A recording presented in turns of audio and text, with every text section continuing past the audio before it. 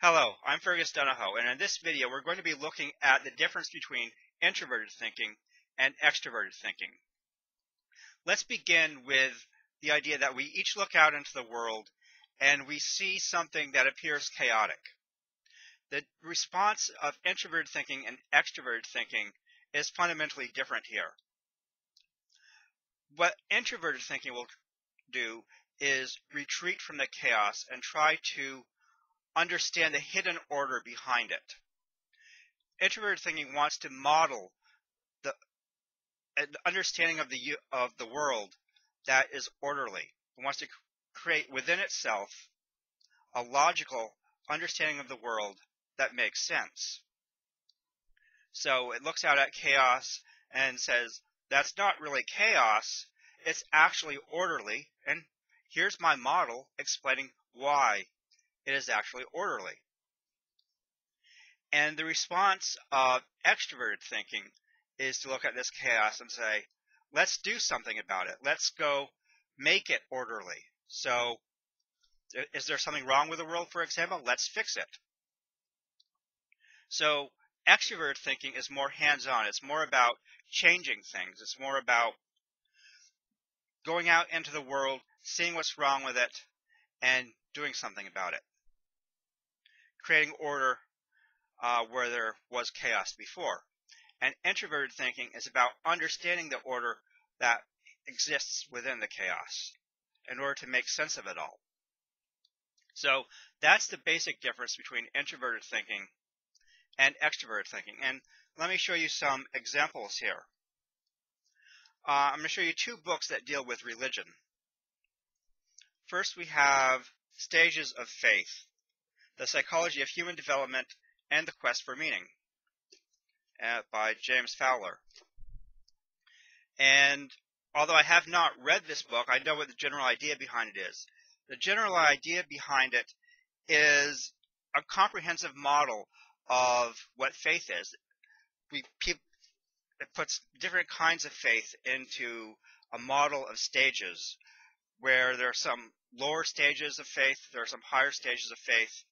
I'm more familiar with what M. Scott Peck has distilled from this book, where he talks about 4 stages of faith. I think Fowler may have 6.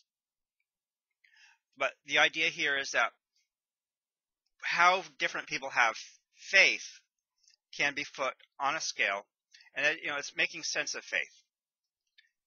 And I think that, in a way, illustrates introverted thinking, how introverted thinking looks at the question of religion.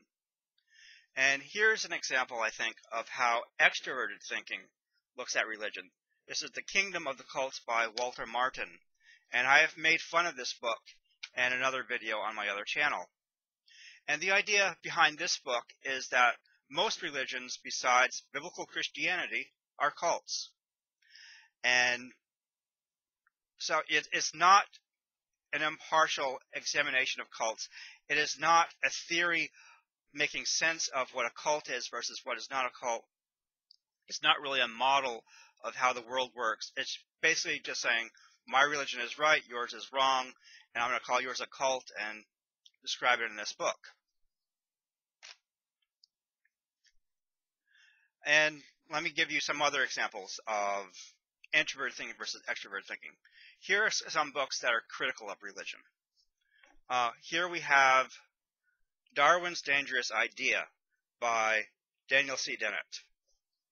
And I've made a book review on this book on my other channel.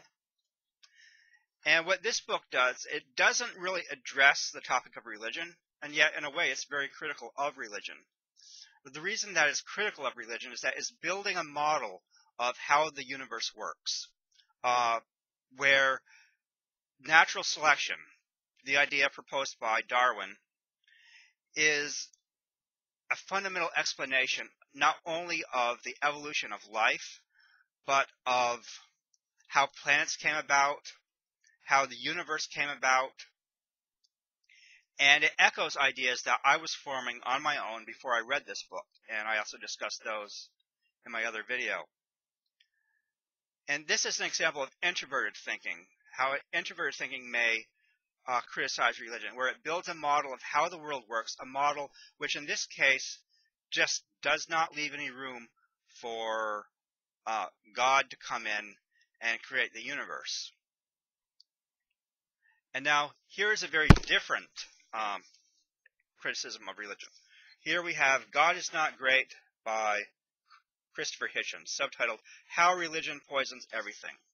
I have not actually read this book yet. I've started to read it, haven't gotten very far in it. But the general idea behind this book is that, well, you can guess from the subtitle, religion is a really bad thing in the world. The way it affects the world, and we should do something about that. We should go against religion. Okay, so here, and I've seen on the web saying that Christopher Hitchens is an INTJ, and INTJ is a type that favors extroverted thinking. And I think this God is Not Great is an example of extroverted thinking, where it's looking out at the chaos created by religion and saying, this is a bad thing. And this is a good reason to think that religion is not true. So these are two fundamentally different criticisms of religion. The introverted thinking criticism of Daniel Dennett is saying, I have this model of the world, God doesn't fit in the model, therefore your religion is wrong. And Christopher Hitchens is saying, your religion is poisoning things, therefore your religion is wrong. Okay, so what are some other differences between introverted thinking and extroverted thinking? Well, with introverted thinking, you are pulling yourself away from the world. You're not really engaging with it. You're observing it from some kind of objective viewpoint where you're just trying to figure it out. You're just trying to understand how the world works. And with extroverted thinking, you're getting out into the world. You're engaging with the world and trying to interact with it. You're trying to organize things to make things happen.